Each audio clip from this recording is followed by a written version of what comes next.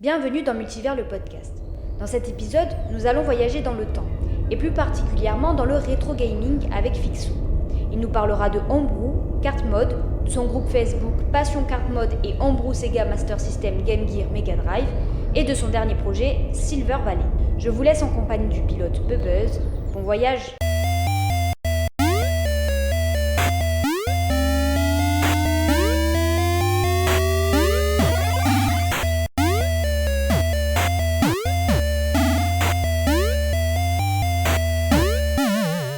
Bonjour Fixo, Bonjour Bebeuse. peux-tu te présenter?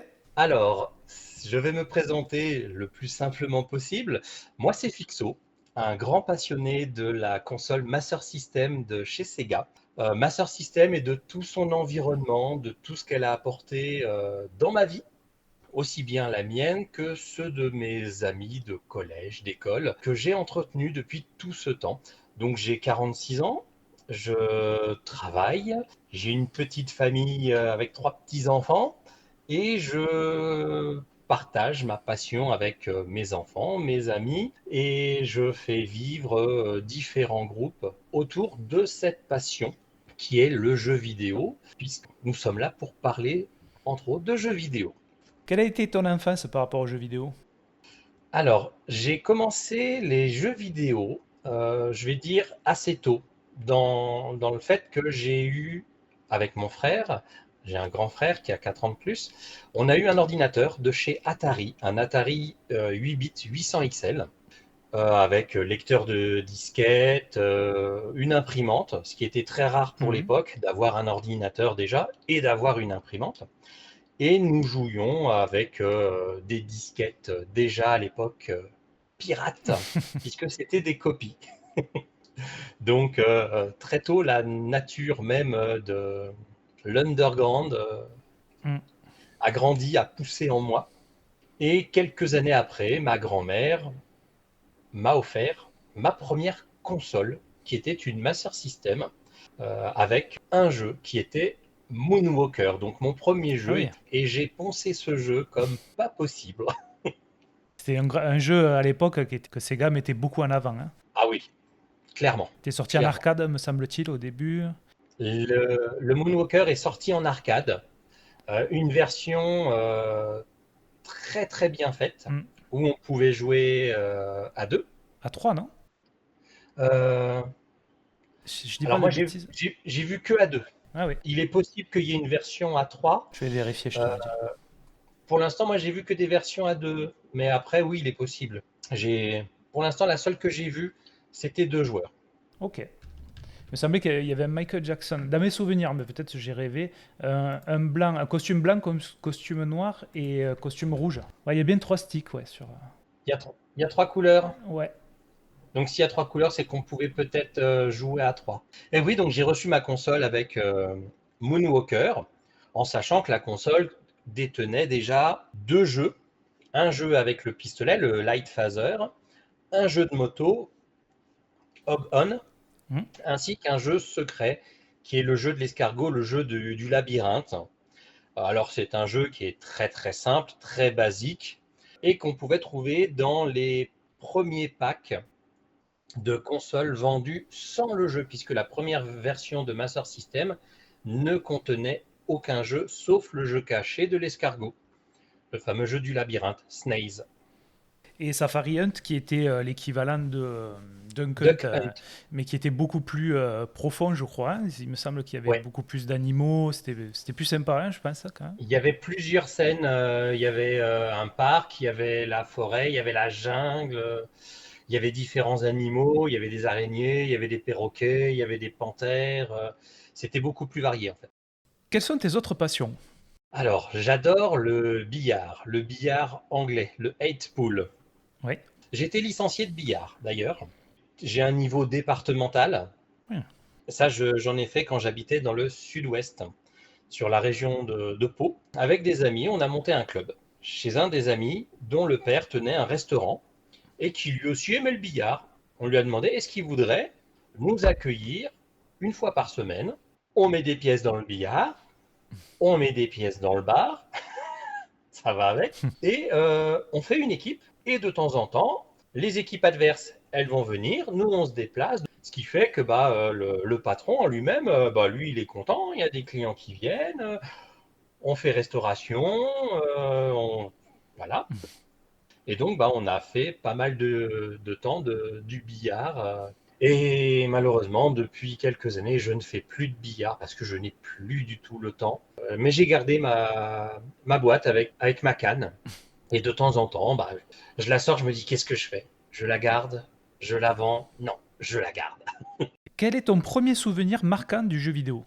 Mon premier souvenir marquant du jeu vidéo, un petit peu comme pour les films d'action, c'est Bruce Lee sur Atari 800 XL. Le jeu Bruce Lee des années 80, je l'avais sur disquette et j'ai passé des heures à jouer à Bruce Lee sans jamais pouvoir le terminer parce que j'étais trop jeune pour pouvoir maîtriser l'environnement en lui-même de ce jeu. Même si au final, quand j'ai réussi à le finir, j'ai vu que j'étais pas très très loin. Ça, c'est le tout premier souvenir. Et le deuxième souvenir, toujours pareil sur Atari, sur mon 800 XL, une autre licence, c'était le jeu Zorro. Mhm. Alors à l'époque, c'était des pixels, hein, c'était quelques pixels les uns à bout des autres. Un trait comme ça, hop, on fait un chapeau, on fait une épée. Aller faire le Z sur le ventre du sergent Garcia ou rebondir dessus, parcourir les différents niveaux, c'était tout un monde magnifique, féerique, qui s'ouvrait devant moi et tous les autres jeux qui ont suivi derrière, Cavern of Mars, Montezuma, Spy versus Spy, et plein d'autres. Il y en a tellement des titres à cette époque, mais Bruce Lee et Zorro, parce que je regardais la série sur France 3 à l'époque, qui passait en fin de journée, début de soirée, vers les 19h, avant qu'on aille se coucher. On regardait France 3 et il était une fois la vie, où il était une fois l'homme, une fois l'espace. Une sacrée époque. Je garde ces deux jeux, Bruce Lee et Zorro.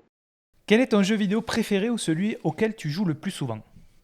Mon jeu vidéo préféré, il est sur Master System. C'est un jeu que je connais très bien. C'est Double Dragon sur Master System. D'accord. Je l'ai fini, je ne sais pas combien de fois, mais vraiment, je ne sais pas combien de fois, parce que il fait partie des 3 premiers jeux vidéo en cassette, en cartouche. Je ne vais pas appeler cartouche plutôt pour les consoles, que j'ai eu. Donc, c'est vraiment Double Dragon parce qu'il est assez rapide, mais il y a quand même du challenge dedans.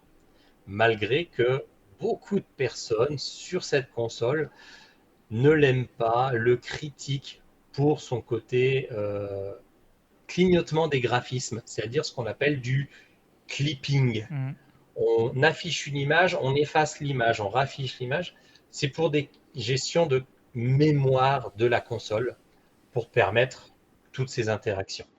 Le jeu console qui est le plus proche de la version arcade reste la version Double Dragon de Master System, alors que les Double Dragons sur NES sont des dérivés peut-être sont des dérivés en fait. Ils n'ont pas repris l'arcade. Alors qu'il y a une partie des graphismes qui reprennent de l'arcade au début, normal. Voilà, le Double Dragon 1, première scène, porte d'un garage ouvert, une voiture, et il y a la suite. Mais en termes de graphisme, en termes de déroulement et des tableaux, la version NES et la Master System n'ont vraiment rien à voir, et la plus fidèle à l'arcade reste la Master System. C'est ce qui a d'ailleurs fait beaucoup de bien à cette console, c'est que les jeux qui étaient sortis, quand on avait un hit arcade, c'était vraiment un hit tiré de l'arcade en lui-même. Donc, soit c'était un hit d'arcade de Sega, développé par Sega, ou alors c'était repris, l'idée était reprise et reprogrammée par Sega, en grande majorité, pour le porter sur la console. Quelle est ta console préférée? Indéniablement, la Master System. Étonnant.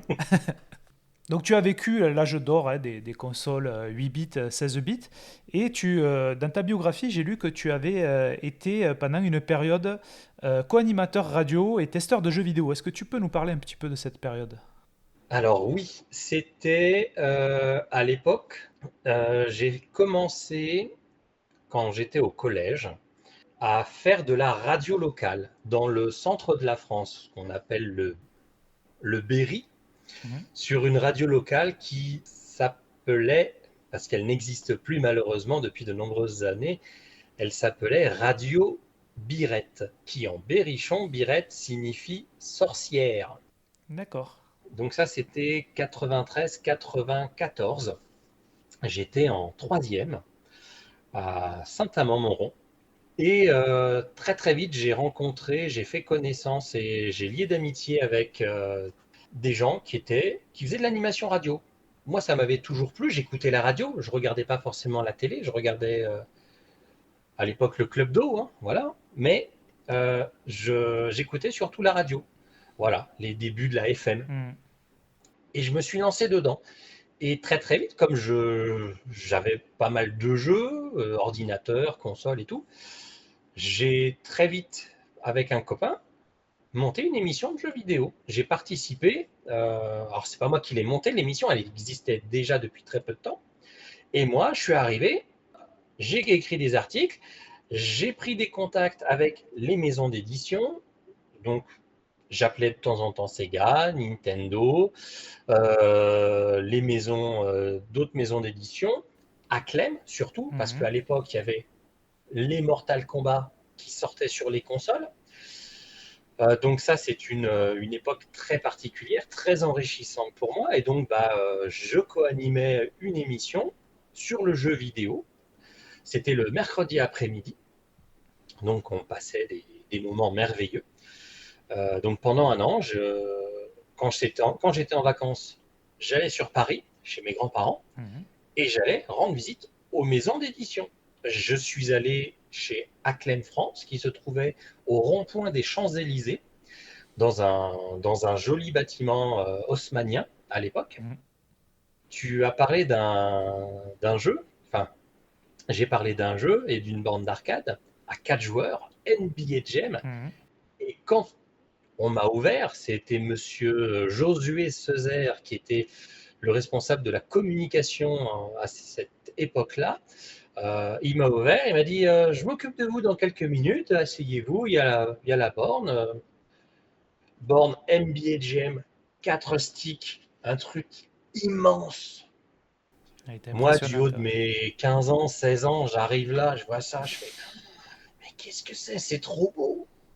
Magnifique! Partie de NBA Jam sur le système 16 en fait. Et donc, bah ouais, j'ai commencé comme ça, et puis je me suis fait mon carnet d'adresses. J'appelais même des maisons de presse, Mhm. c'est-à-dire que j'appelais Megaforce Ouais. à l'époque. On leur proposait de faire de la publicité pour leur magazine.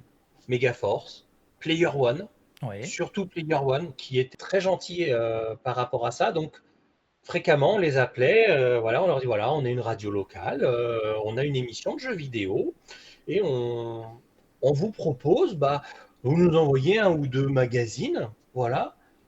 Nous, sur l'émission, on vous fait une petite pub, il n'y a pas de problème pour vos magazines. Comme nous, on habitait à la campagne, on ne pouvait pas se déplacer régulièrement. Mhm. Donc c'était difficile, les cartouches étaient difficiles d'accès à l'époque, donc on faisait des tests avec des jeux qu'on achetait nous-mêmes ou qu'on se prêtait entre nous qui venaient de sortir. Donc c'est comme ça que le métier il est venu. Mhm. Mais moi quand j'allais sur Paris, pendant les 1 ou 2 semaines de vacances scolaires, quand j'allais dans les maisons d'édition, je repartais, j'avais 2, 3 work in progress dans les Mhm. mains, ou deux, trois cartouches, voilà. Et pour la presse, avec le feuillet recto verso ou 2, 3 pages, le pack presse, que malheureusement je n'ai pas gardé, hein. J'ai laissé ça à la radio dans les archives. Mhm. Je ne les ai pas récupérés parce que voilà, hein, c'était les archives, c'était par rapport à mon boulot de bénévole. Et c'est comme ça que mon histoire avec la radio s'est faite. J'ai toujours contact avec mon directeur d'antenne de l'époque. Si jamais il écoute ce podcast, Johan Giguet, je te salue. Il est toujours animateur radio depuis de nombreuses années. Il est passé sur Fun Radio Belgique, Fun Radio France, Mhm. Luxembourg. Un beau parcours, ouais. C'est quelqu'un qui travaille pas mal. Donc j'ai toujours gardé un petit pied dans la radio parce que c'est un monde que j'apprécie Mhm. et qui fait faire un travail sur le vocal, l'expression, pour toujours s'améliorer, voilà. Quel est le jeu vidéo, ton péché mignon, que tu aimes mais qui n'a pas bonne presse? Alors, le jeu qui n'a pas bonne presse, c'est un jeu de sport.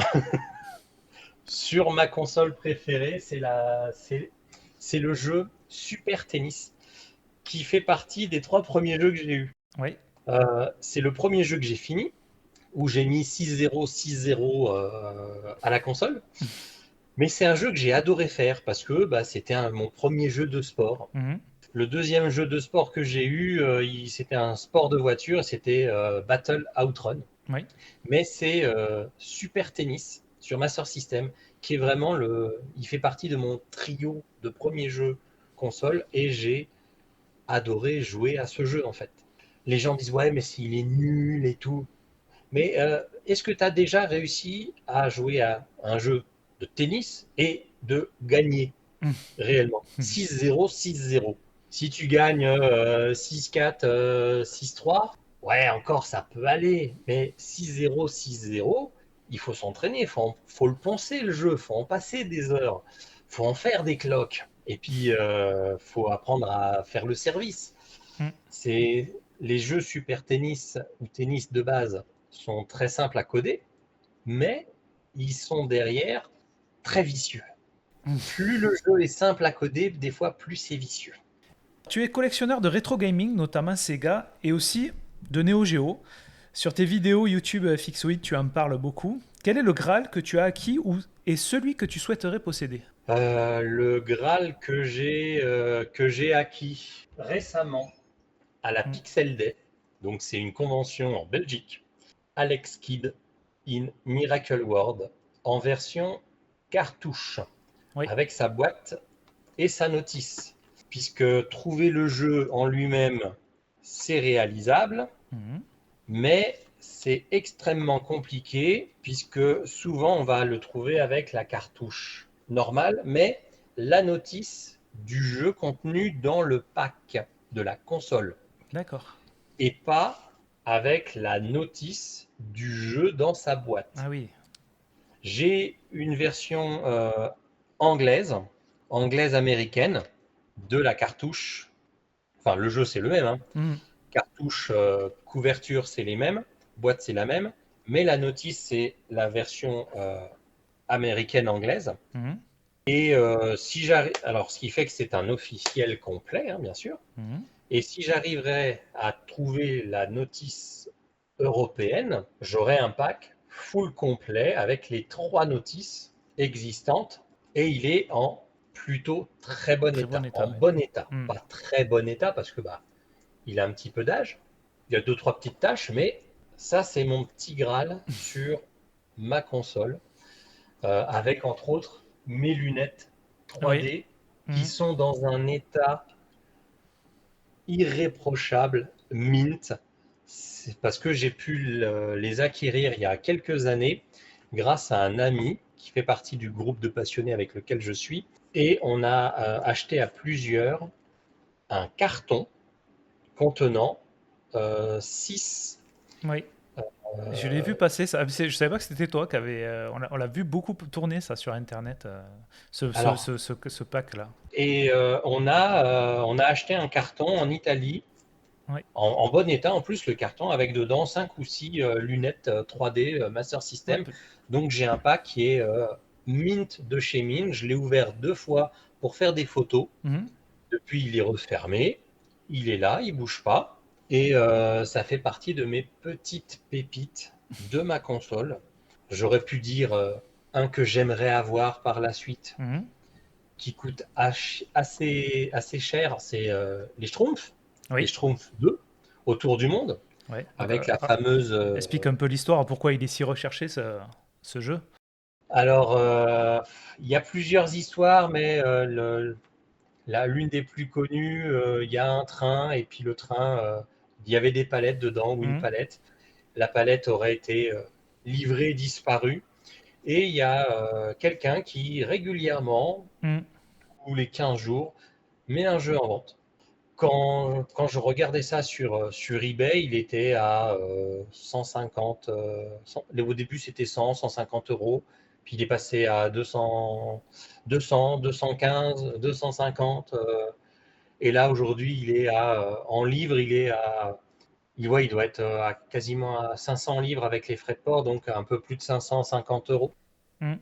entre 500 et 550 euros l'unité, et ce n'est pas encore le jeu le plus cher.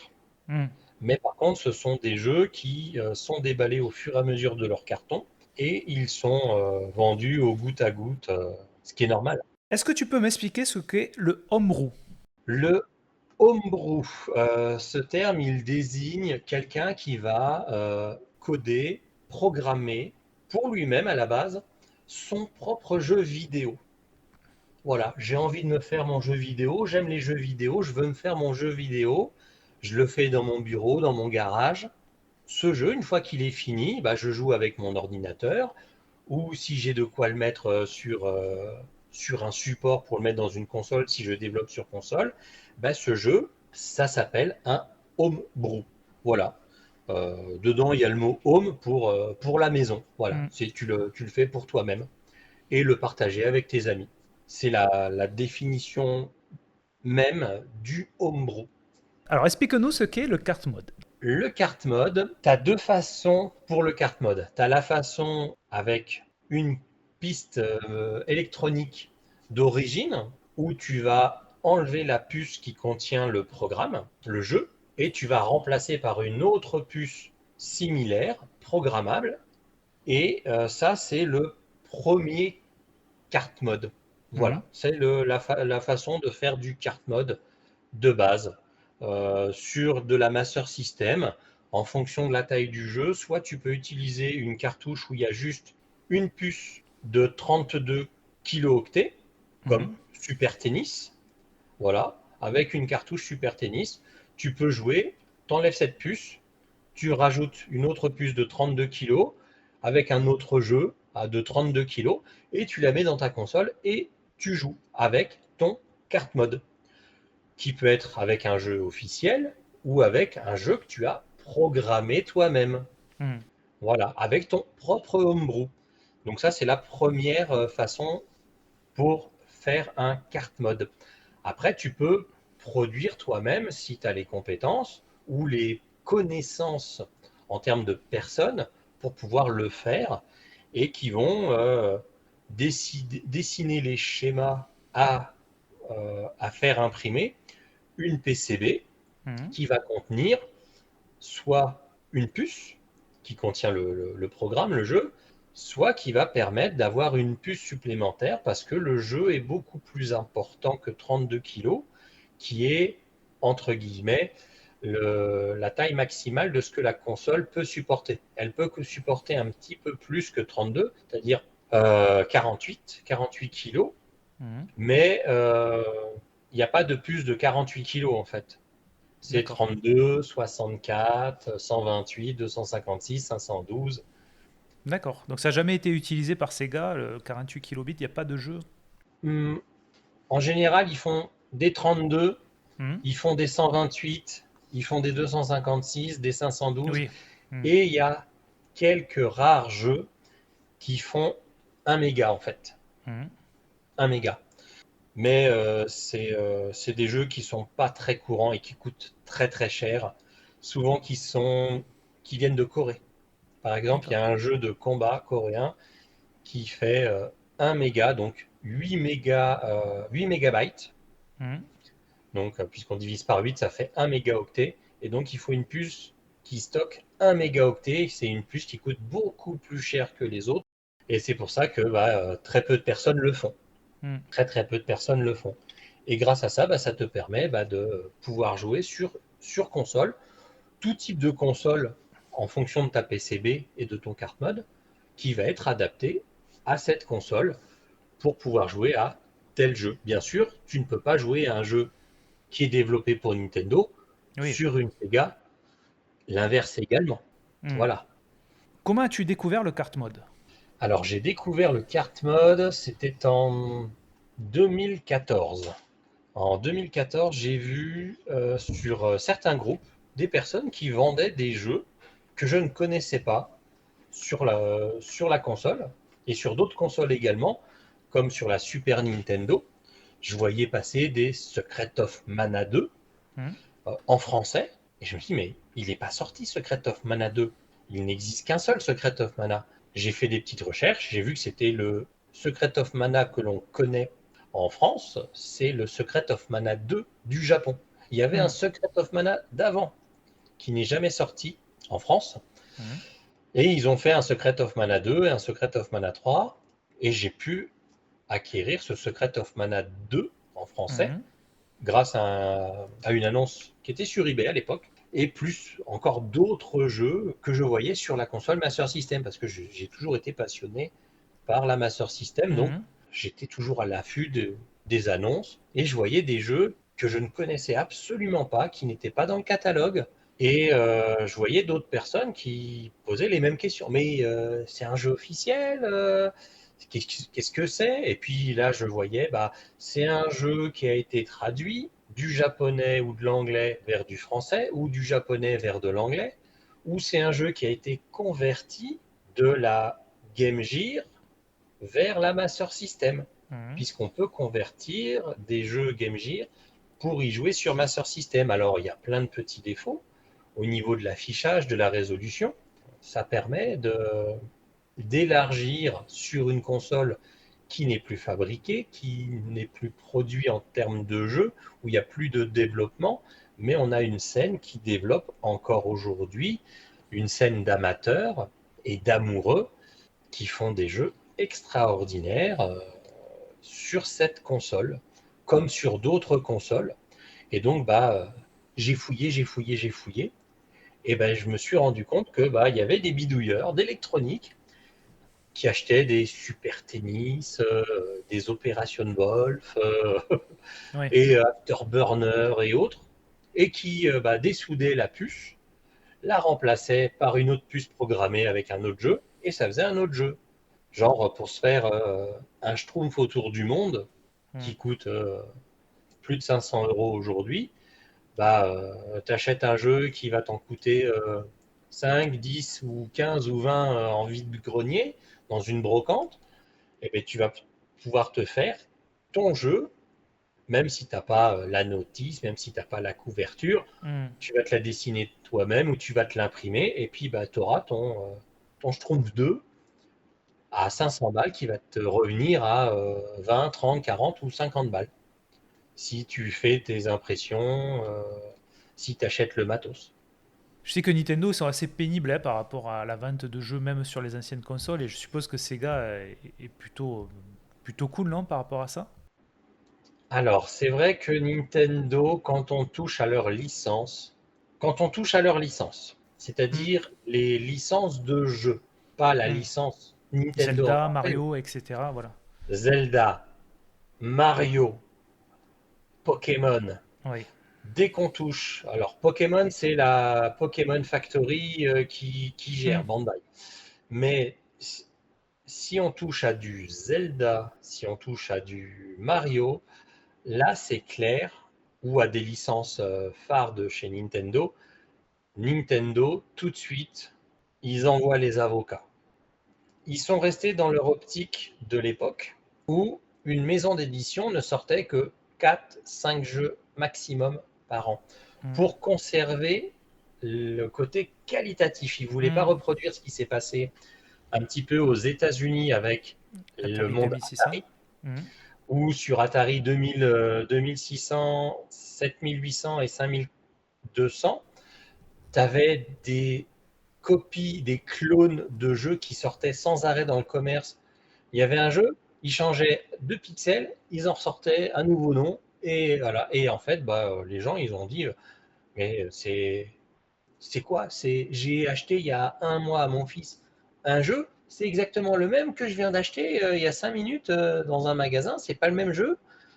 Et donc, c'est ce qui a fait que le crack du jeu vidéo est très vite arrivé, parce que ça partait dans tous les sens. Et Nintendo, pour ça, a eu un très bon point.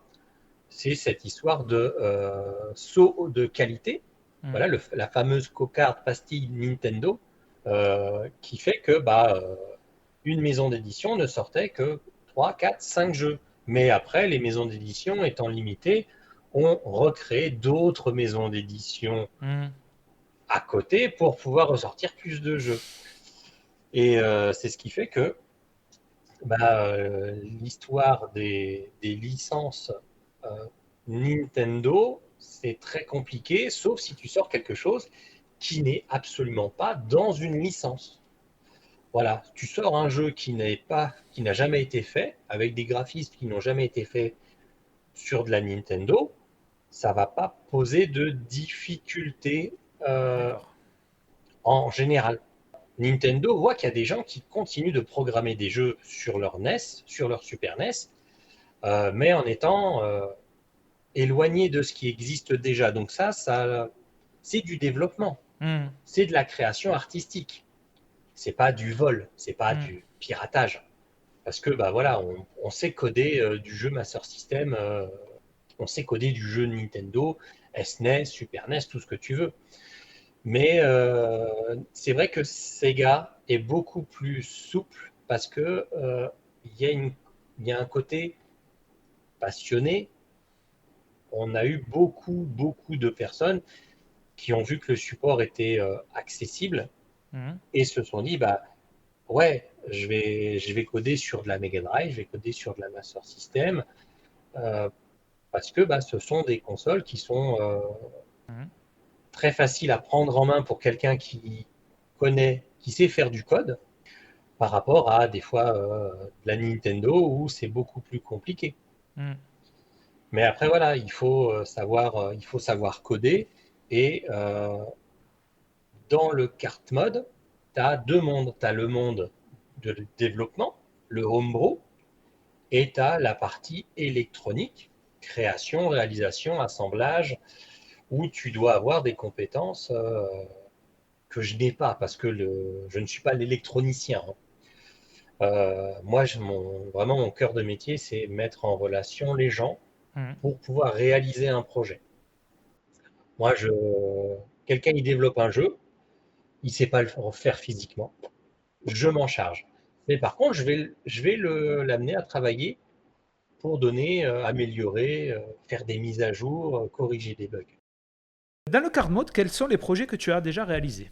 J'ai réalisé 2 cartes mode, donc 2 éditions physiques, enfin même 3, parce que j'ai réalisé le jeu récemment qui s'appelle Silver Valley, qui a été développé par un Espagnol qui s'appelle Heruiz, donc qui lui est développeur et qui développe des jeux vidéo. Il n'en est pas à son premier jeu vidéo d'ailleurs. C'est un jeu qui a été développé fin 2017. Enfin, il a été montré en fin 2017 sur le site smspower.org. Ce site, c'est là où on va avoir tous les spécialistes, les grands joueurs de la Master System qui sont passionnés comme moi et qui suivent, il y a quelqu'un, il a retrouvé des documents datant des années 80, 90, 2000, parlant d'un jeu Master System qui a été développé, et il a retrouvé une cartouche au fond d'un carton, ou alors on a retrouvé dans un entrepôt des PCB work in progress, donc c'est des PCB spécifiques qui sont beaucoup plus grands parce qu'ils vont pouvoir contenir plusieurs puces et avec aussi des slots de cavalier qui font 1-0, donc tu peux régler en fonction de ça, tu vas avoir des interactions. Et donc mon premier vrai gros projet, c'est Silver Valley. J'ai fait aussi un Alex Kidd 2 In Miracle World. Donc ça, c'est un jeu que j'ai sorti en 5 exemplaires. J'ai fait 5 exemplaires que j'ai vendus. Mhm. J'ai fait une rétribution à celui qui a fait le Alex Kidd 2. Ouais. Voilà.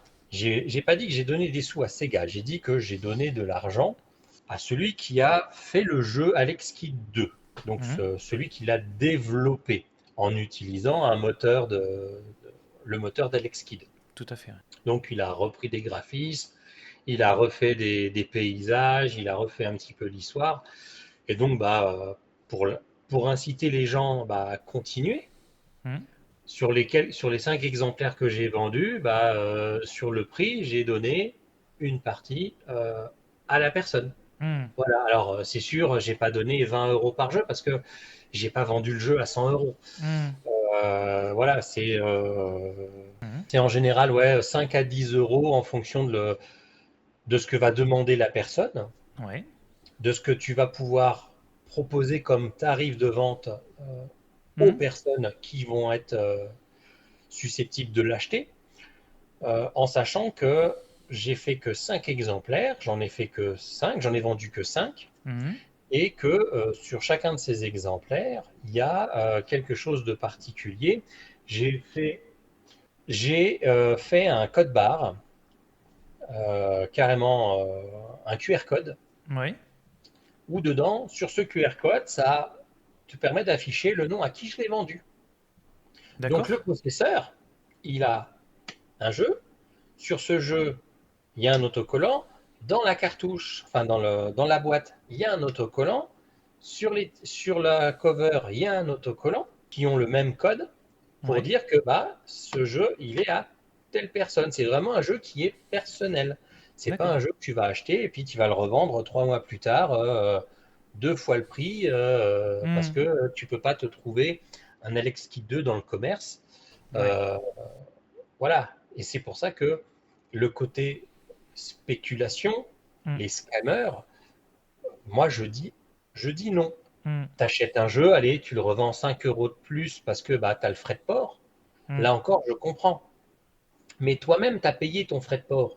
Ton frais de port, quand tu le revends, tu revends au même prix que tu l'as eu, même si tu perds 5 € de frais de port ou 3 € ou 1 € sur Vinted, c'est pas énorme. Donc, t'es pas là pour. Oui, En tu veux plus, pas c'est pour ça que. alimenter ce marché qui est très empoisonnant dans le rétro gaming, très pénible. Et j'ai vu que dans Silver Valley, tu n'accédais à qu'une demande par compte, hein? Qu'une seule demande par personne. Une seule demande par personne. Voilà. Si ton cousin, il veut le jeu, Mm, il me contacte, mm, il me donne son adresse. euh, Voilà, j'envoie à ton cousin son jeu, j'envoie à toi ton jeu. Me demandez pas, j'envoie les 2 jeux à la même adresse. mm, Non. Si après tu veux magouiller, pas de problème. Sache que moi, des Silver Valley, s'il faut en refaire 10, je vais en refaire 10. Et mm, tu pourras pas vendre ton Silver Valley en espérant l'acheter et gratter un gros billet ou ton mm. billet juste parce que tu en as acheté 2 en passant par ton voisin. Non, ça marche pas comme ça. On fait des petites productions. Silver Valley, c'est 50 exemplaires euh, Mm. qui ont été vendus. Voilà. Je vais rétribuer, puisque je viens de finir de vendre les 50 jeux. Il me reste encore 2 3 jeux à faire partir pour les derniers retardataires. Comme ça, au moins, voilà, mon premier batch, il est fait. Mm. Et pour la rentrée, je prévois d'en refaire quelques-uns d'autres. Pour ceux qui n'ont pas pu en profiter au début ou qui ont dit bah non, je verrai plus tard, j'en ressortirai. Et puis s'il faut en ressortir au compte-gouttes, parce que si je vois qu'il y en a un sur eBay Mm. qui met un Silver Valley à 80 ou 90 ou 100 balles, bah, il est numéroté. Je sais à qui je l'ai vendu. Mm. Je sais à qui je l'ai vendu. Donc, hey, toc toc. Mm. Si tu veux vendre ton Silver Valley, je préfère que tu le vendes directement sur le groupe Mm.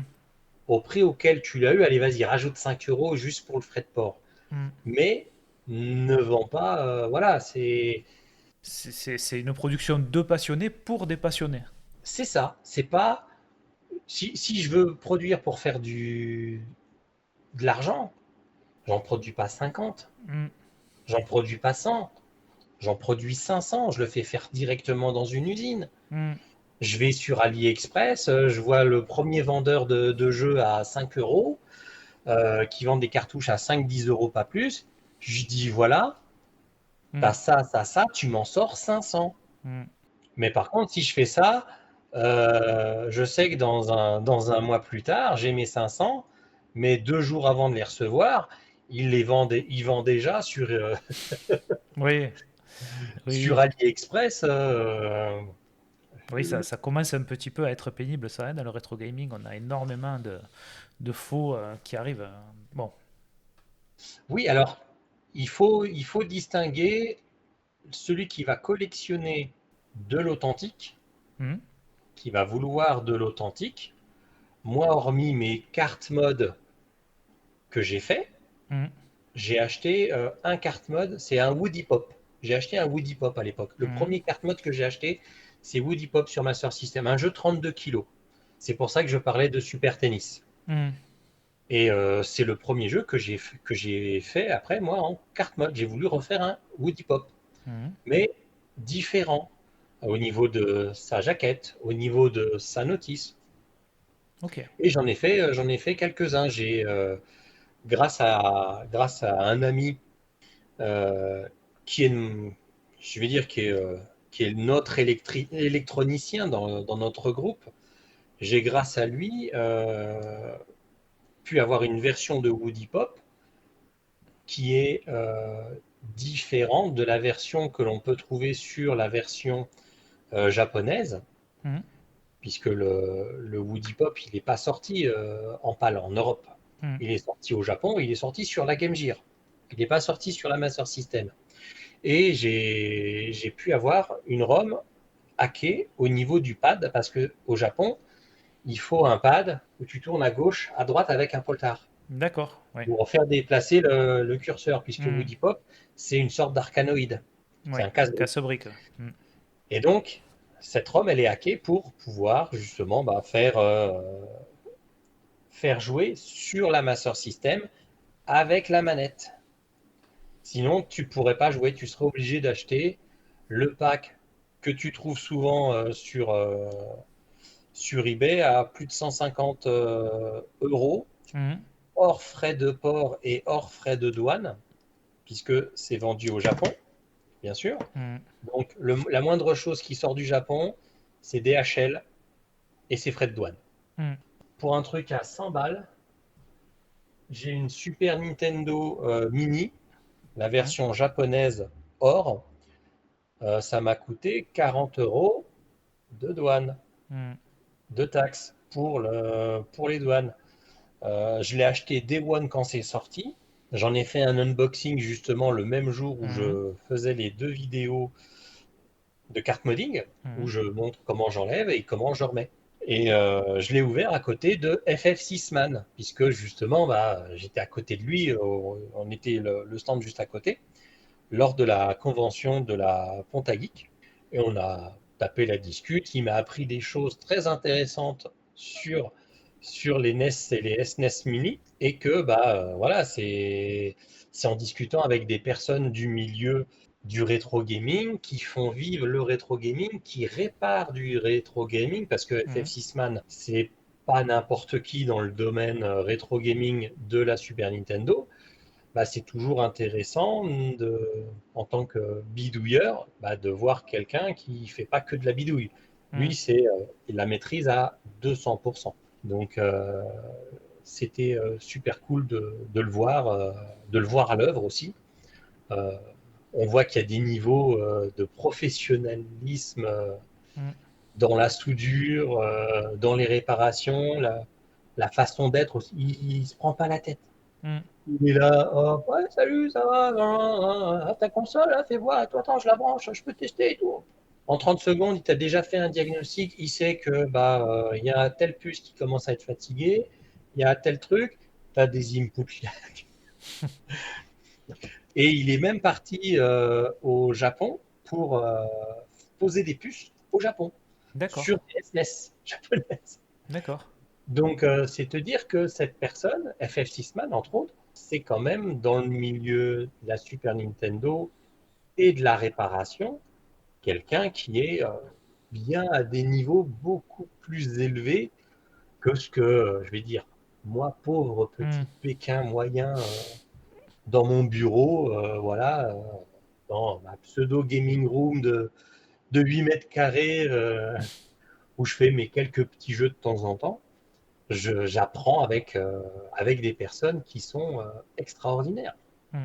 J'apprends avec des personnes qui sont extraordinaires et que je commence à côtoyer de plus en plus et j'en découvre de plus en plus. Ça s'arrête pas en fait, c'est exponentiel.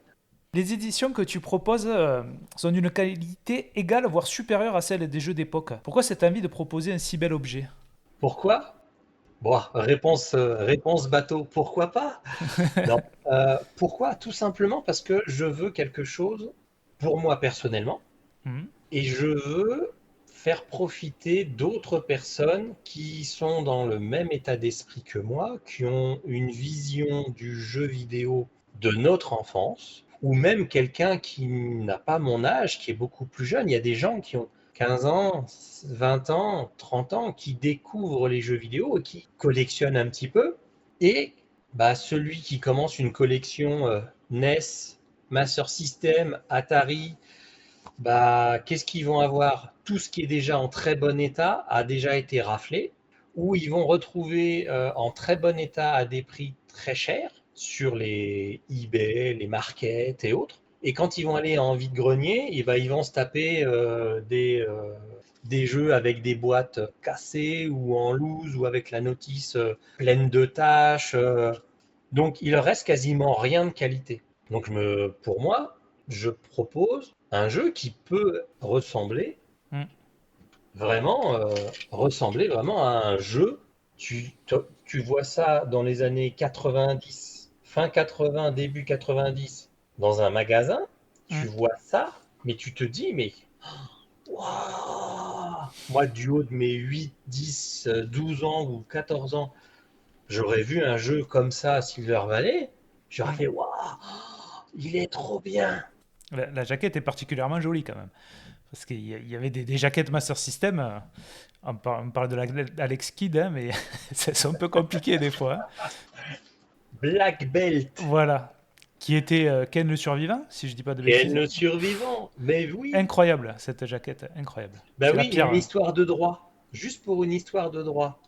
Donc, c'est devenu ceinture noire? L'illustrateur devait pas être très très fort quand même, hein. Ben non, hein. Ben non, mais c'est vive les États-Unis, hein. Ouais. World Grand Prix, Mm, un drapeau à damier. Super tennis, une raquette percée. tout à fait. C'est vrai. C'est là où on voit que au Japon, il y avait une grande différence, c'est-à-dire Mm, au niveau des illustrations au Japon sur les jeux SG 1000, SG 3000, Mark 3, donc Master System, il y avait une différence avec nous. mm, C'est-à-dire que je ne connais pas réellement l'histoire, pourquoi il y a une différence entre le Japon mm. et l'Europe et les États-Unis par rapport aux illustrations. Est-ce que c'est parce qu'il fallait repayer des droits, parce que c'était des droits d'illustration uniquement que pour le Japon, Mm. ou est-ce que c'était des droits qui étaient internationaux, ou est-ce que, bah, comme chez Sega, parce que Sega c'est une entreprise superbe, mais avec une complexité Mm. très très exacerbée, parce qu'il y a Sega America, qui est la Mhm. maison mère à la base, hein, puisque Sega, ce sont les deux premières lettres de service et de game. Mm. Donc Sega, Service Game, qui a été fait après la Seconde Guerre mondiale, suite à la présence des États-Unis, des Américains, des GI au Japon, pour se divertir. Et donc, il y a eu toujours une guéguerre entre les deux, entre Sega Japon et Sega of America. Et donc, est-ce que c'est à cause de ça que les couvertures de nos consoles, enfin de nos jeux en Europe et aux États-Unis sont aussi pourries? Mm. Oui, oui. Soyons, soyons honnêtes, hein, Oui, oui. elles ne sont pas les plus belles couvertures du monde. Nintendo a fait beaucoup mieux. Mhm. Ils ont su faire aussi pire pour certains jeux. Au début, ils n'avaient pas des super jaquettes non plus, hein. Les tout premiers jeux, non, c'est vrai. Mais derrière, il y avait quand même un côté recherche et développement très important chez Mhm. Nintendo. Mhm. Mais par contre, Sega a de temps en temps, ils ont su nous faire de très belles Mhm. couvertures. À l'époque, quand même, pour un petit peu essayer de recontextualiser tout ça, on n'avait pas forcément de magazine ou on n'avait pas Internet, évidemment. Et donc, c'est vrai qu'on faisait beaucoup à la jaquette. Enfin, moi, j'ai acheté quand même quelques jeux à la jaquette. Et ça, voilà, c'est vrai que ceux de Master System, c'était un peu plus compliqué, là, surtout Ah, ceux-là. il y a des jeux Master System que tu as achetés, tu as vite pleuré en les sortant de Ouais. la boîte, hein. Mm. Tu les Alors, as vite remis d'ailleurs. malheureusement. Et puis, ça valait très très cher hein, parce que c'était 500 francs. Donc, on était enfin, un peu moins peut-être sur Sega. Je crois qu'ils étaient un peu plus Alors sur compétitifs. Sega, les premiers jeux étaient à 99 francs pour les tout premiers jeux.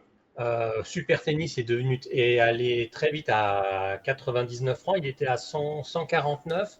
Donc 149, il y avait donc 99, 149, 299. Il y avait 349 Ouais. Ça, déjà, c'était une somme incroyable dans les années 80. et 399 pour les plus gros Oui, jeux ils en étaient fait. 100 euros moins, 100 francs moins chers, je pense, que Nintendo, hein. Et oui, alors Nintendo a eu des jeux, oui, l'entrée de gamme c'était 199 francs. Ouais. Et ça pouvait monter à plus. Donc, c'était entre 30 et 70 euros aujourd'hui. Enfin, on compte même pas l'inflation, hein, parce que. Donc, c'était très très cher quand même, les jeux, hein. Comment tu te procures le matériel nécessaire pour créer les cartes mode? Pour le matériel, j'ai un ami électronicien qui me permet de pouvoir faire donc des PCB, donc mes propres, j'ai obtenu les plans pour faire une impression chez un fondeur de PCB, ce qui permet d'avoir, je te le montre sur mon écran bien sûr. Oui. Donc ça c'est PCB avec le nom du groupe, hein. Donc, ça, c'est en France hein, ou c'est dans quel pays que tu fais faire ça? C'est en Asie que c'est fabriqué. Mais par contre, ça a été designé en France. Oui, oui, on n'a plus le savoir-faire de toute façon en Europe. Il n'y a aucune usine qui est capable de fabriquer ça. En France, non, t'en as quasiment, ça existe quasiment plus, hein. Ça Mhm. existe encore, mais ce sont des productions pour des choses très particulières. Et après, je fais pour faire les jaquettes, on a besoin d'une illustration. Donc j'ai un illustrateur Oui, que je, que je, que je fais travailler, qui est doué. qui m'a fait cette superbe cover. Oui, il est vraiment très doué. C'est Yeti Bomar. C'est un très bon illustrateur. Il fait des petites BD, il fait du pixel aussi, et il dessine beaucoup pour du jeu vidéo. Et il a réalisé Alex Kidd 3, qui est Oui. donc un hack game avec le moteur d'Alex Kidd. Donc il a réalisé Alex Kidd 3, qui est un jeu mais d'une beauté. euh, Même Alex Kidd, qui est déjà très bien, hein, Mhm. il a sublimé en termes de graphisme parce qu'il a refait les graphismes avec une touche particulière plus récente Mhm. du jeu. Et il travaille sur beaucoup d'illustrations pour des jeux Master System. Donc, il a fait l'illustration, il a fait aussi une map, Oui. la fameuse map que tu vois ici. Mhm. Là, c'est là où j'ai tous mes pièces électroniques, hein. Ouais, je vois ça, c'est bien rangé. C'est bien. Et donc, bah, il y a la partie illustration. Donc, la partie illustration, une fois que j'ai l'illustration, bah, sur Photoshop, bah, va falloir que je fasse de la mise en page parce que bah, Ouais. faut caler les images, faut caler les textes, faut vérifier, faut imprimer, faire une première vérification. Des vérifications, j'ai dû en faire facile une quarantaine juste pour arriver à cette édition-là. Pareil avec la notice. La notice, j'ai dû vérifier plein de choses sur le travail qui a été fait sur la notice. J'ai réussi à m'entourer de personnes qui sont extrêmement compétentes. Et après, bah, pour tout ce qui va être le matériel, il y a des sites qui peuvent vendre des boîtes, donc les boîtes noires. Donc là, c'est format Master System. Il y a aussi des boîtes Mega Drive, les cartouches qui sont mises Mhm. dans 2 coques plastiques. Donc ça, on peut les acheter sur des revendeurs asiatiques. Ça m'arrive de temps en temps. Bah, soit j'achète chez un revendeur européen parce que le tarif est très bien, qu'il est assez Mhm. proche de ce que ça va me coûter plutôt que d'aller sur Alibaba, AliExpress, Ali, tout ce que tu veux. Quand j'ai Mhm. possibilité d'acheter du matériel directement parce que bah, le tarif va être intéressant, bah, j'essaie de privilégier autant que possible les vendeurs européens, les imprimeurs imprimés en France. Mhm. La notice a été imprimée en France à côté de chez moi. Je sors de chez moi, Mhm. je fais 3 minutes en voiture, j'ai l'imprimeur qui est à côté de chez moi. Je suis allé le voir, bonjour, est-ce que vous pourriez imprimer sur du A3 ce document-là? Ils m'ont dit, ouais, il y a combien de pages? Je lui dis, bah, il y a 4 pages A3, donc recto verso, avec sur chaque page, il y a deux plaques. Ils m'ont regardé avec des grands yeux, mais il sort d'où celui-là? C'est moi qui vais les découper moi-même, j'ai la découpeuse Mhm. A3, j'ai la lame A3, donc il vous en faut combien? Il dit, bah, il m'en faudrait 100 exemplaires, 100 feuilles, non, non, enfin, 100 feuilles de chaque, de chaque Mhm. feuille. Donc, ce qui représentait 400 feuilles à 3. Donc, j'ai fait bosser à côté et puis bah, j'ai fait faire pareil, hein, des petites cartes postales, le Oui. poster. Le poster, il est recto verso avec une autre illustration d'une illustrationniste qui n'est pas professionnelle. Elle le fait en tant qu'amatrice. Je lui, ai- je lui Mhm. ai fait faire un petit défi en fait. Voilà, je savais qu'elle dessinait très bien, donc je l'ai fait travailler. Et voilà, est-ce que tu arriverais à me faire un dragon, à me dessiner un dragon? Je lui ai montré un petit peu qu'est-ce qu'avait fait l'autre collègue, hein, parce que Mhm. elle a vu qu'il dessinait, elle a bien aimé ses dessins. Je lui ai dit, bah voilà, est-ce que tu arriverais à faire quelque chose comme ça? Regarde. Puis elle l'a fait, et puis au final, ce qu'elle a fait, c'était magnifique. Elle a fait un dragon, waouh, une tuerie, quoi, une tuerie. Et même l'autre illustrateur, Yeti, a dit qu'elle l'a fait super bien travaillé. On reste dans un milieu un petit peu confiné, on est dans une niche. On est vraiment dans un milieu Mhm. de niche. Si je savais parler l'anglais correctement, parfaitement, je ferais tout en anglais. Je pourrais vendre 500 Silver Valley très Mhm. facilement. Mais par contre, il faudrait que je fasse importer 500 boîtes, 500 cartouches. Je te laisse imaginer, là, il faut que je le fasse faire directement à l'usine. Je n'aurai pas le temps de souder 500. Ça m'a pris un temps monstre pour en faire 50. Directement, là où je fais fabriquer les PCB, je dis voilà, il me faut ça, ça, avec tel code dans ça, tel code dans ça, tel code dans ça. Et là, je me fais livrer mes 500, mais par contre, déjà, je gagne zéro pour faire 50, parce que c'est Mhm. plus pour les passions, pour la passionnée. Mhm. Voilà, d'où le nom du groupe, hein. Master System Passion. Je m'enrichis absolument pas du tout. Au contraire, je Mhm. sais même pas si je vais avoir gagné de quoi me payer une pizza, quoi. Je le fais vraiment pour la passion.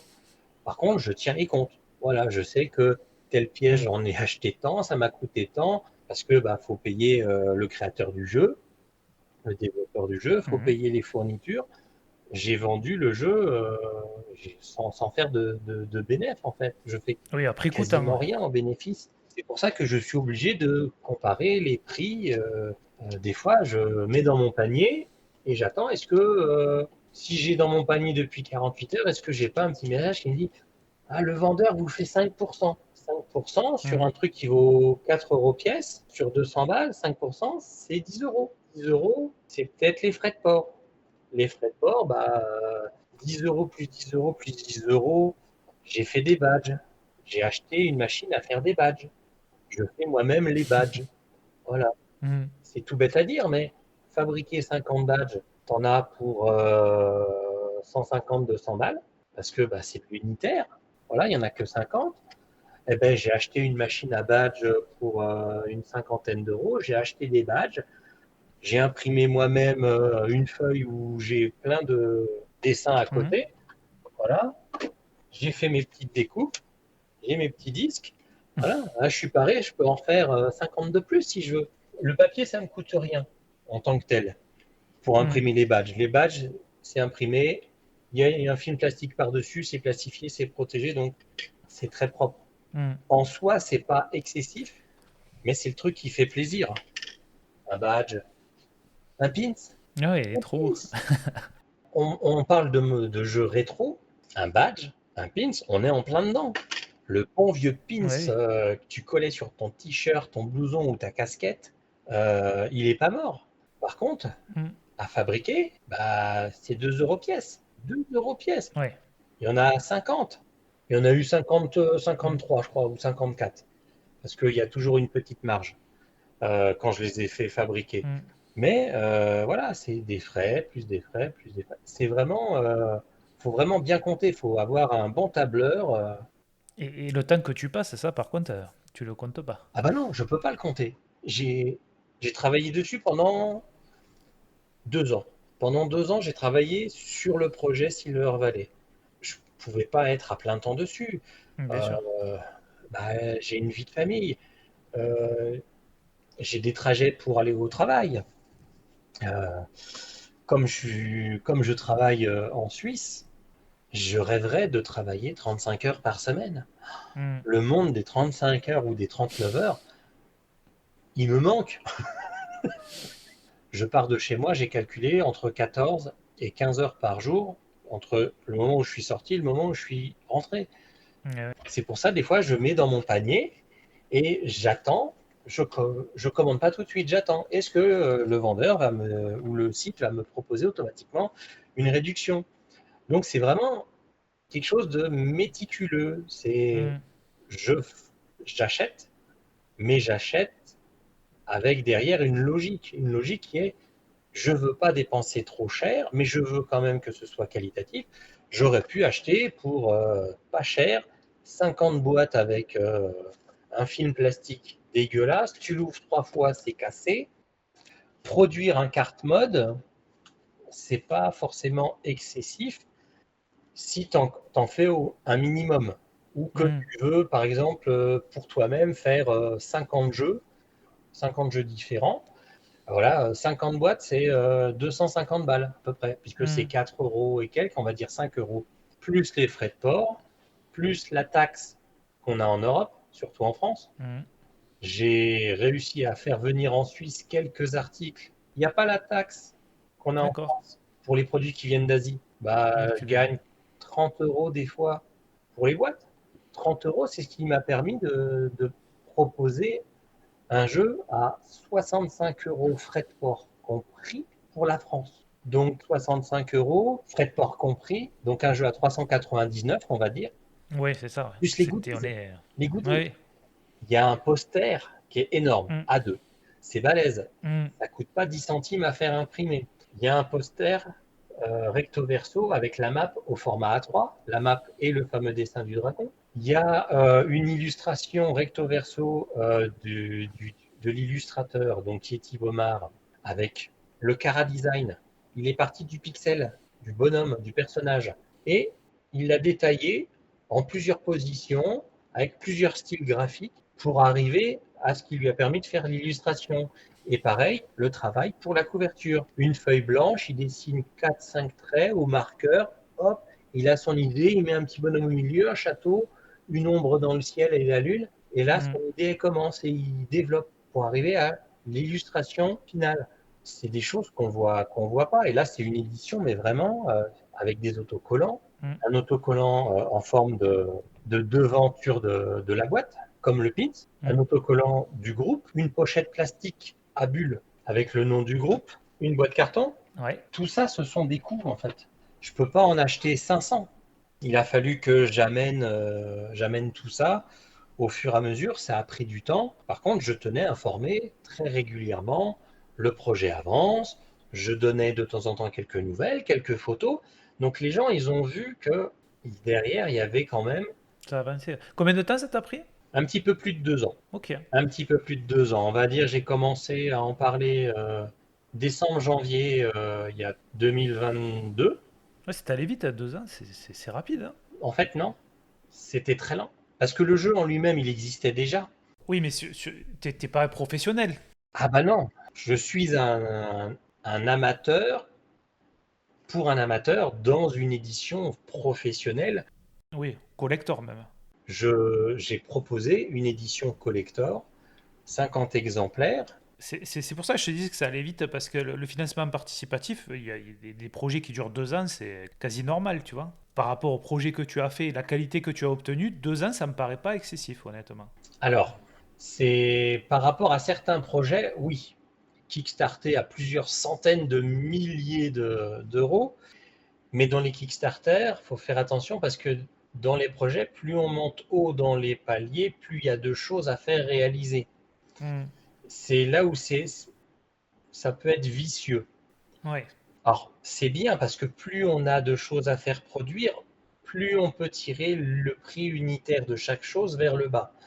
Je propose quelque chose par rapport à mon groupe, qui est Passion Carte Mode, et ce quelque chose, moi je le veux qualitatif. Je veux que si moi je suis satisfait de ce que je fais, il faut que les autres soient satisfaits de ce que je leur ai proposé. Pour l'instant, tous les retours que j'ai eus, que des Hmm. fleurs. Il y a juste eu une personne qui, sur son pins, la partie métallique, je ne sais pas comment c'est possible, elle est partie. L'image où il y a la partie métallique derrière, elle est restée sur le métal. Comment ça se fait? Je ne sais pas. Alors je lui ai dit, si tu as de la super glue 3, tu repositionnes bien, tu tiens bien et tu mets un petit point de super glue 3 et tu fais tout le tour. Mais c'est le seul truc négatif qu'il y a eu. Je sais pas, est-ce qu'il y a eu un choc, est-ce qu'il est tombé par terre. Mais en tout cas, moi, chaque chose a été vérifiée. Je les préparais 10 par 10, mes 10 boîtes, mes 10 cartouches, mes 10 notices, mes 10 posters, tous numérotés, signés, parce que j'ai signé quasiment Hmm. chaque chose. Les PCB sont numérotés. Dans les coques des PCB, j'ai marqué un numéro qui correspond au numéro sur le poster, qui correspond au numéro qui est à l'intérieur de la boîte pour les derniers que j'ai faits, pouvoir m'y retrouver.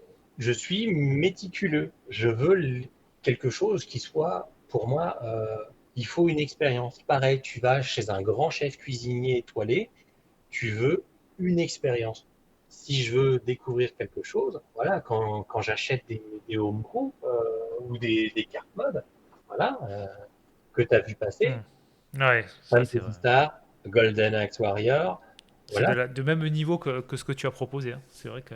Là, c'est le niveau encore, il est encore au-dessus parce qu'il est encore plus poussé, il est encore plus travaillé, ce qui est extraordinaire.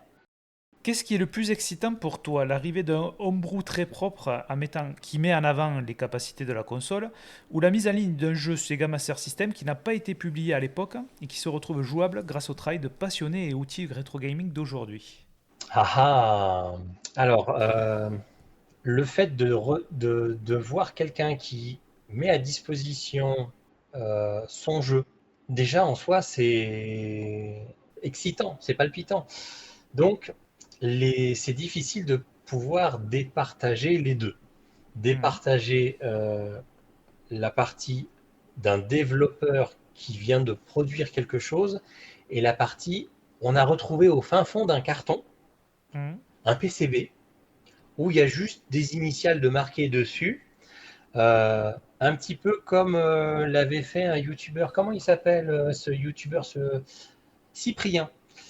Cyprien, il a fait une vidéo où, genre dans une brocante, il achète un PCB du premier Super Mario Bros. Dédicacé en plus par l'auteur. Et puis il trouvait un PCB, voilà. Alors oui, ça ce serait excitant de trouver un PCB. On ne sait pas ce que c'est. Mhm. On le met et on ne sait pas du tout qu'est-ce que c'est comme jeu. Alors si c'est en anglais, bon, on voit le titre, on sait tout de suite est-ce que c'est un jeu officiel ou pas un jeu officiel. Il est au catalogue. Mais Mhm. par contre, il peut y avoir, comme pour le quatrième jeu de Codemaster, il Mhm. existe, mais il n'est pas au catalogue et les deux sont excitants. mais qu'on sorte aujourd'hui des choses, je trouve que c'est moins excitant que de voir quelqu'un qui va avoir développé un Mhm. jeu. Le côté homebrew va être un petit peu plus piquant, qui va Mhm. pimenter un petit peu plus que le. Alors moi, j'ai ouvert une armoire dans un vieux hangar. Il y avait ça dans un carton. J'ai failli le jeter. Je me suis dit, tiens, bah, je vais le donner à mon fiston où les archives doivent être déplacées et puis on va tout jeter. Combien d'entreprises de jeux vidéo ont jeté à la fin de leur vie les archives, les PCB, les work in progress? Un work in progress, c'est quelque chose qui n'a pas de valeur. Ça n'a pas de Mhm. valeur. Les PCB de jeux que j'ai pu obtenir, que j'avais dans la main, ce sont des pièces qui n'ont pas de valeur. C'est impossible de donner une valeur au PCB que j'ai pu avoir dans la main, par exemple ceux de Acclaim. Le homebrew sera quand même un petit peu plus intéressant que un jeu qui aurait été retrouvé, oublié, au fond d'un tiroir d'un développeur à l'époque. Même si culturellement, il aura plus de valeur qu'un homebrew, parce que le homebrew, bah, tu vas faire 10, 20, 50, 80, 100 PCB, alors que le jeu en lui-même que tu retrouves au fond d'un tiroir, ce PCB-là, il n'y en a qu'un. Le jeu, tu peux le dumper. Hein, et donc, bah, avoir le PCB d'origine, c'est une super belle chose. Mais comme ça a été oublié, pour moi, ça perd de son intérêt. Il a été annulé avant sa sortie. Il est Mhm. hors catalogue. Mais le homebrew aura pour moi plus de piquant parce qu'on va pouvoir y apporter des améliorations. Mhm. Le jeu qui est déjà sur le PCB d'origine, bah lui, tu peux pas le modifier. Tu peux pas reprendre les graphismes intégralement pour en faire autre chose. Tu peux pas. Tu vas pouvoir hacker les pixels. Oui, c'est bien, tu vas changer quelques petites couleurs à gauche, à droite, mais le jeu, ce sera toujours le même. Alors que le Mhm. homebrew, moi je vois pour Silver Valley, au développeur, je lui ai dit voilà, il y a ça, faut qu'on le retravaille. Il a apporté des modifications sur le moteur du jeu. Il a repris son travail de 2017 et son travail de 2017, il l'a repris suite à des indications. Il y avait des bêta-testeurs. Il y a vraiment derrière moi pour ce projet de Silver Valley, comme je te l'ai dit, en plus du développeur qui a fait un travail monstrueux lié à la passion. Si tu n'as Mhm. pas la passion, tu ne peux pas faire un truc correctement. Tu es administrateur fondateur du groupe Facebook Passion Card Mode et Homebrew Sega Master System Game Gear Mega Drive. Quelle année l'origine? Le groupe a été créé le 12 janvier 2021. Donc il y a déjà 3 ans et demi. C'est toi qui l'as fondé. Et c'est moi qui l'ai fondé. Il n'y avait pas de groupe pour les cartes mode au niveau francophone pour la Master System. Donc bah, je me suis dit, on a une communauté Master System France. Il y a des gens qui veulent de la nouveauté en fait. Mhm. Le réseau Meta, il existe. J'envoie quelques invitations à quelques personnes au départ qui font partie du groupe en fait. Sur le groupe Les Passionnés de la Master System, on a une base et cette base, bah, je la retrouve également Passion Carte Mode et Homebrew Sega Master System, Game Gear et Mega Drive, puisque la Game Gear et la Mega Drive se sont rajoutées au fur et à mesure. D'accord. Et donc, ouais, la communauté, aujourd'hui, nous sommes à 1379 membres. Donc, on est bientôt à 1400 membres. D'ailleurs, il va falloir que je pense bientôt à faire un petit concours. À partir d'un certain palier, je fais un concours. J'avais fait un concours à 800 membres Mhm. et j'avais fait gagner des cadeaux. Tu as une chaîne Fixoid sur YouTube. Quelles sont les vidéos que tu présentes? Sur ma chaîne YouTube, je présente majoritairement des jeux Master System, mais pas que. Je présente également depuis quelque temps du SNK, du Neo Geo Arcade, avec des jeux MVS. Donc ce sont les jeux en cartouche que l'on trouve dans les bornes d'arcade, puisque la Neo Geo est un milieu très particulier où nous avons une console et où nous avons ce qu'on appelle un slot. Donc on a un slot arcade et on a une console. Le problème de la console, c'est pas qu'elle coûte forcément si cher que ça, comparé à certaines autres consoles, mais c'est surtout que le prix de plus en plus de jeux devient extrêmement élevé. On a des jeux qui sont très facilement à plus de 1000, 2000, 5000, et il y a même certains jeux, tels que certaines versions de Metal Slug, qui montent à 50 000 euros pièce, les derniers que j'ai vus, bon, dans des états excellents, mais ce sont des pièces qui sont très rares, qui se comptent Hmm. sur les 10 doigts d'une main qu'on voit passer très rarement. Mais je présente beaucoup de Master System, beaucoup de Sega. Je parle de mon groupe. Bah, je mets en avant ce que j'aime. Quand je vais me balader, il n'y a pas longtemps, je suis allé au Pixel Days l'année dernière, enfin cette année, je veux dire, en 2024, et j'ai présenté les Pixel Days quand j'étais là-bas. J'avais la chance d'accompagner un couple d'amis youtubeurs, Chaos et Harmony, qui sont invités de plus en plus dans les événements et qui ont été invités justement déjà l'année dernière. Et cette année, j'ai pu me joindre à eux. J'étais leur photographe même. Je les ai bien assistés pendant tout le week-end. Et j'ai montré un petit peu la visite, le stand YouTube, comment on perçoit les gens qui viennent voir les YouTubeurs. Parce que souvent, c'est les gens, ils viennent, ils sont avec leur caméra, leur GoPro. Là, en fait, moi, j'étais derrière. Quand je prenais mon téléphone pour filmer, ça permettait mais de voir les gens qui vont voir les YouTubeurs. Chose que forcément, on ne voit pas toujours. Une chaîne YouTube, c'est quelque chose qui est très vivant. Quand tu rencontres les gens, quand tu discutes avec eux, je discute pas mal avec mon ami DGJX, je discute pas mal également, avec bien sûr mes amis Chaos et Harmony. Ça m'arrive de discuter avec Fouiniman, Khaled, et plein d'autres et de plus en plus d'autres personnes qui sont eux aussi dans le même cercle. C'est-à-dire que mon milieu YouTube, c'est vrai qu'il va être très axé Sega. Donc j'ai beaucoup de personnes qui vont avoir du Sega. Et on va parler Sega, ce qui est normal. Mais on va pas parler que de Sega. On va pas faire que du Sega dans la vie. Il y a autre chose. C'est pour ça que j'ai du MVS, parce que je voulais tâter du MVS. Et pourquoi pas inviter des potes. Et puis on se fait une session. Voilà, Fatal Fury spécial 2 et d'autres, parce qu'il y a plein de jeux à faire sur Neo Geo.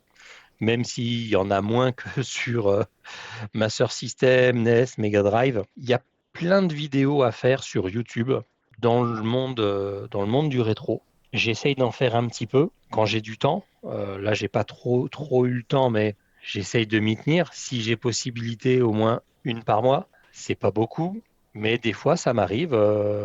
Dans une semaine, je peux en sortir 2, je peux en sortir 3. Surtout quand c'est la période du concours SMS Power. C'est là où j'ai ma grosse activité en termes de sortie de vidéo. Donc, l'événement, c'est les Pixel Days. Le deuxième, où il y a beaucoup d'activités sur la chaîne, la compétition SMS Power. Comme en plus, je suis également un correspondant pour Megaforce Magazine, qui est le Megaforce en ligne. Depuis pas très longtemps, je commence à me pencher, à refaire des articles. J'ai fait un article pour Mega Drive en Kickstarter. Donc, il y a eu des vidéos. Quand le jeu sortira, je vais me faire une vidéo de ce jeu. Et je vais aussi faire d'autres vidéos pour présenter la convention de ma commune sur Pontarlier. C'est bientôt la convention de septembre. Et là, je vais montrer un petit peu l'envers du décor. Je vais essayer de présenter l'association, la Pontageek, l'installation, les personnages, parce qu'il y a des personnages. Dans chaque convention, il y a des personnages. On a le chef, on a Retrotov, qui s'occupe de la partie rétro gaming. Lui, c'est un fan de Mario. Hein. Même s'il est fan de Mario, c'est quand même mon copain. C'est mon poteau. Donc, lui, il s'occupe de la partie rétro gaming. Il fait l'installation d'un stand spécial rétro gaming avec de vieilles consoles, du Nintendo, du Sega, de la Xbox, de la PS1, de la PS2, même de la PS3, je crois. Il y a plein de sujets qui sont possibles d'amener sur les chaînes. YouTube, c'est chronophage. C'est pour ça que souvent, mes vidéos, je les fais en one-shot. je mets en route le jeu et puis je filme. Je me dis, allez, 5-10 minutes, si j'apprends quelque chose à quelqu'un sur un jeu, c'est cool. S'il y a quelqu'un qui veut discuter du jeu, on va discuter du jeu, puisqu'il y a les commentaires. J'ai une petite communauté, hein, il y a 240 personnes, je crois. C'est vraiment pas énorme. Ça me convient. J'ai pas forcément besoin d'avoir 100 000 abonnés. Je préfère n'en avoir qu'une certaine quantité de qualité plutôt que d'avoir 285 abonnés. Je pensais que j'en avais moins. Et j'ai 69 vidéos. Voilà. Ouais. 285, dont toi, bien sûr. Je te remercie. Ça fait très plaisir. C'est secondaire, la chaîne. Le groupe, en premier. La chaîne, en second. Et puis, si je peux faire plaisir avec mes petites vidéos perso, ça me va très, très bien. Quel est ton futur projet? Il va se baser sur de la réalisation sur un autre jeu, sur lequel je peux pas trop encore en parler. Le jeu en lui-même n'est pas encore arrêté, parce que ça demande beaucoup d'attention, beaucoup de temps, et je peux pas me permettre de mettre autant de temps que j'ai pu dans le premier gros projet que j'ai fait avec le Silver Valley. Donc, choisir un jeu de qualité, si possible avec le même développeur que Silver Valley, pour le réaliser beaucoup plus rapidement, ce qui permet de ne pas monopoliser autant de temps, d'énergie que j'ai pu passer pour le premier. Et j'aimerais aussi rassembler toutes les personnes, alors pas forcément de la Master System, hein. Là, je vais parler plus de façon générique. Les personnes, alors, qui sont dans le groupe pour tout ce qui va être donc les homebrew, les cartes mode, les choses comme ça, mais pas que Master System. Vraiment, Sega, Nintendo, d'autres consoles. J'aimerais, mais il y a quand même quelque chose qui est un peu délicat, c'est Big N, Nintendo. Parce que dès qu'on parle de carte mode et de homebrew chez Nintendo, la police Mario voit rouge très rapidement. C'est un petit peu ça le problème. Je te laisse imaginer si on faisait comme le salon du jeu vidéo homebrew et pirate. Je te laisse imaginer, ça fait même pas 5 minutes que le truc il est ouvert, GIGN y débarque, tous les stands fermés, tout le monde avec les menottes.